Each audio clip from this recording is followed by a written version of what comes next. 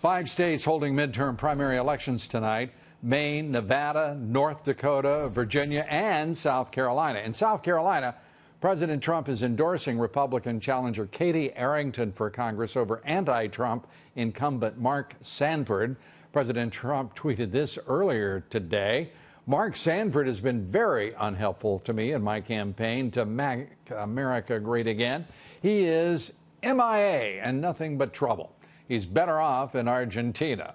I fully endorse Katie Arrington for Congress in South Carolina, a state I love. She's tough on crime and will continue our fight to lower taxes. Vote Katie. Polls closing in South Carolina and Virginia just moments ago. We'll bring you the results as they come into us. Joining us tonight is, in my opinion, the best leader of the Republican National Committee in my career. Joining us tonight is Ronna McDaniel. She is smart, she's effective, and she's got guts. And that's not something that I say lightly. Ronna, it's just great to have you with us. I got to ask you to start off is what's happened to your party? What's going on? The Congress, you can just see the strength ebbing from their almost lifeless conference. Well, first of all, thank you for that wonderful introduction, Lou, and I feel the same about you. What I will say is our party is strong, it is vibrant, but it is fueled by the people who elected President Trump, and I see it every day as I cross this nation. And I will tell you, I was just with 3 congressmen over in the Capitol, and they said to me, to a person, what we hear when we're on the ground in our districts is, are you going to support the president? We want to make sure you're supporting President Trump. And that is what our voters want. They're going to be looking at that in these primaries, and they're going to stay home if they don't see congressmen and people running in our party that are going to support this president and his agenda. And do you get a sense, and I'm going to ask you the same question about both McConnell and of course, Speaker Ryan. But Speaker Ryan is sitting there.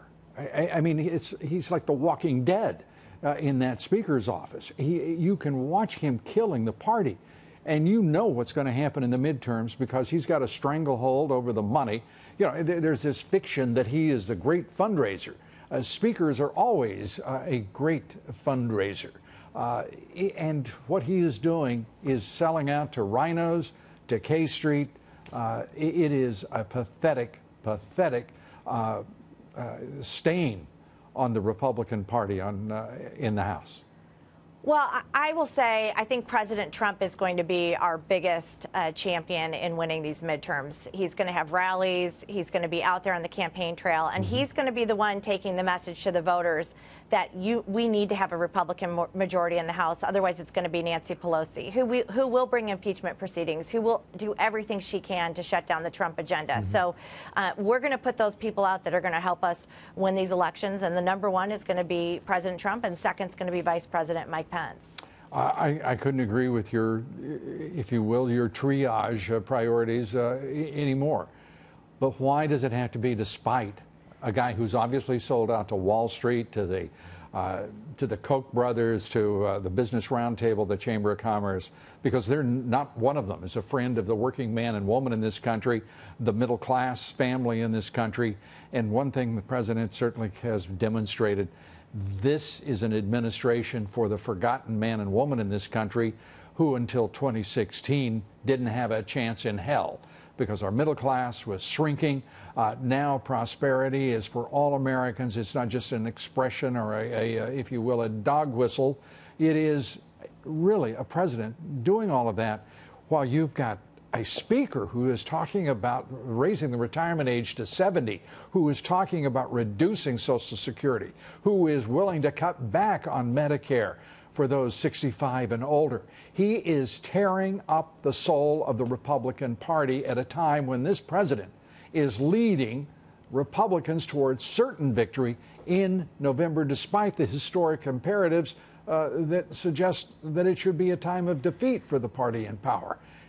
It is that Paul Ryan insists on meeting that historical standard rather than the entreaties of this president to win, win, win.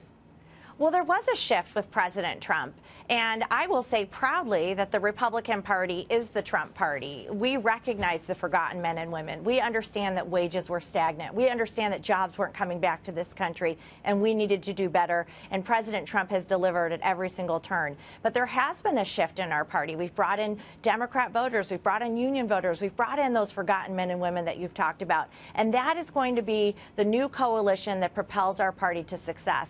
And every candidate up for office this November has to recognize that that is why we won the White House, and that's how we're going to keep our majorities. And President Trump is leading that charge. And Speaker Ryan is talking about his own agenda, the Better Way agenda, shrinking entitlements. Has he heard anything you've said?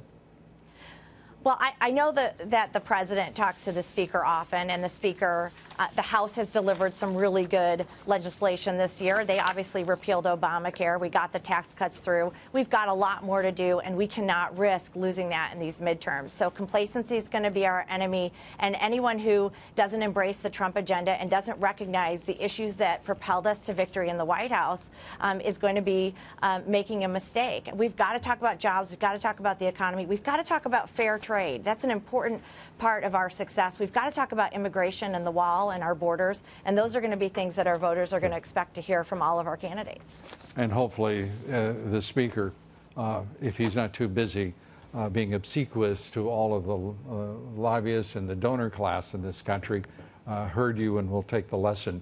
Otherwise, it's amnesty for illegal immigrants, and we could begin as early as tonight if the speaker has his way, which of course is the Chamber of Commerce and Business Roundtable way.